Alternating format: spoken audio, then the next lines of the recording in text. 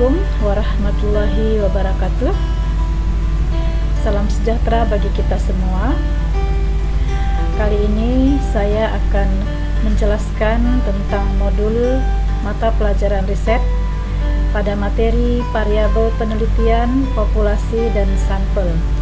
Bersama saya Khalida Agustina, guru mapel riset dari MTSN 3 Medan. Ada beberapa istilah di dalam penelitian. Nah, yang pertama adalah variabel penelitian. Apa itu variabel penelitian? Variabel penelitian adalah segala sesuatu yang akan menjadi objek pengamatan penelitian. Contoh daripada objek penelitian, misalnya ingin meneliti obat nyamuk herbal ramah lingkungan. Ya, jadi yang menjadi variabelnya di sini adalah tentang obat nyamuk herbal. Ya. Kemudian ada beras untuk penderita diabetes. Ya, ini akan diteliti seperti apa beras yang cocok untuk penderita diabetes.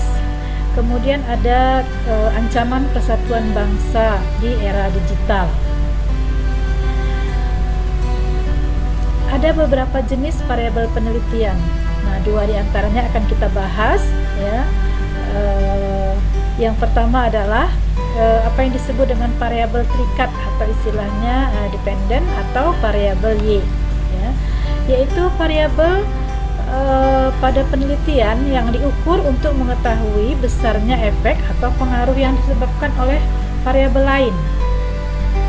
Sedangkan jenis yang kedua adalah variabel bebas atau disebut juga dengan independen atau variabel X, adalah variabel yang mempengaruhi variabel terikat, sengaja dimanipulasi atau diubah oleh peneliti agar efeknya terhadap variabel lain tersebut dapat diamati dan diukur.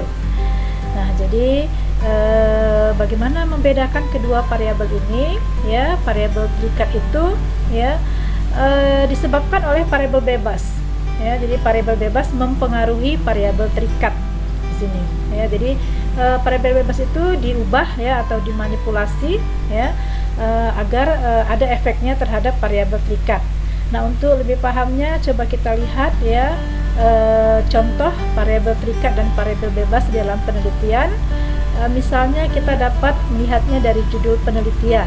Misalnya judulnya di sini adalah pengaruh menurunnya uang jajan dengan mood belajar siswa di masa pandemi COVID-19. Ya, jadi diduga di sini karena tidak ke sekolah ya, jadi uang jajan itu menurun. Ini juga berdasarkan hasil riset sebelumnya tentunya ya.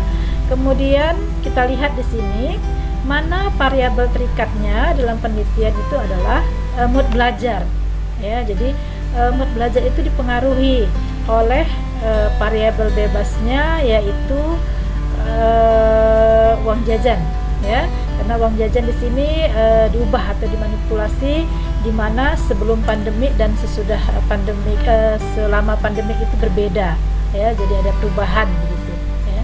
Nah, perubahan itu menyebabkan berpengaruh terhadap variabel terikat, yaitu berpengaruh terhadap mood belajar ya, atau bagaimana semangat belajar itu yang akan diteliti ya. Jadi variabel bebas dan variabel terikatnya bisa kita lihat pada contoh judul di atas. Nah, untuk lebih pahamnya kita lihat judul yang kedua, yaitu pengaruh jumlah volume pemberian air terhadap hasil produksi buah jambu. Jadi apakah ada pengaruhnya volume yang diberikan terhadap produksi buah jambu ya.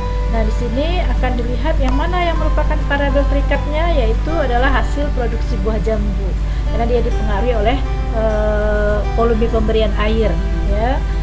Sedangkan variabel bebasnya adalah jumlah air. Kenapa jumlah volume air ini dapat dimanipulasi, ada yang banyak, ada yang sedikit ya, yang diberikan kepada beberapa pohon jambu. Jadi ada yang banyak, ada yang sedikit, ada yang sedang. Nah, dia akan dilihat yang mana dari ketiga yang sudah dimanipulasi atau diubah tersebut memberikan hasil produksi yang banyak ya, atau sedikit begitu ya. Nah, jadi dengan dua contoh ini mudah-mudahan dapat dibedakan mana variabel terikat dan variabel bebas ya. Karena jika siswa sudah belajar meneliti harus tahu istilah-istilah ini ketika nanti meneliti ya. Nah, jadi untuk membedakan katanya di sini ya antara variabel terikat dan bebas adalah kalau variabel terikat itu merupakan variabel output atau hasil ya, hasilnya itu produksi buah jambunya itu banyak ya. Kalau dia misalnya diberikan air yang bagaimana, apakah yang air yang sedang, air yang banyak, atau air yang sedikit ya. Sedangkan variabel bebasnya itu adalah dia akan mempengaruhi variabel terikat ya. Nah, jadi atau dibalik ya, variabel terikat itu dipengaruhi oleh variabel bebas seperti itu ya. Kemudian istilah lainnya adalah populasi penelitian. Apa itu populasi penelitian? Populasi merupakan kelompok besar ya dan wilayah yang menjadi lingkup penelitian. Jadi dia cakupannya itu lebih besar ya. Kira-kira yang mau diteliti di mana? Coba kita lihat contoh judul 1 yang ada di atas, yaitu pengaruh menurunnya uang jajan dengan mood belajar siswa di masa pandemi COVID-19 ya. Nah, di sini yang menjadi populasi ya, kelompok besarnya itu mungkin bisa dipilih siswa MTSN 3 Medan dari kelas 7, 8 dan 9 pada tahun ajaran 2020-2021, yaitu sekitar 700 siswa ya jika digabungkan. Jadi itu merupakan populasi karena dia merupakan kelompok besar dan wilayah yang menjadi lingkup penelitian seperti itu ya. Kemudian ada lagi istilah yaitu sampel penelitian ya. Sampel adalah kelompok kecil atau bagian dari populasi yang diambil dan dapat mewakili populasi secara keseluruhan. Jadi sampel itu harus memenuhi karakteristik dari populasi. Nah, karena terlalu banyak yang akan diteliti ya, sampai 700-an nanti data yang akan diambil itu terlalu banyak, kita boleh mengambil sampelnya saja, tetapi sampel yang diambil itu ya harus memenuhi karakteristik dari populasi.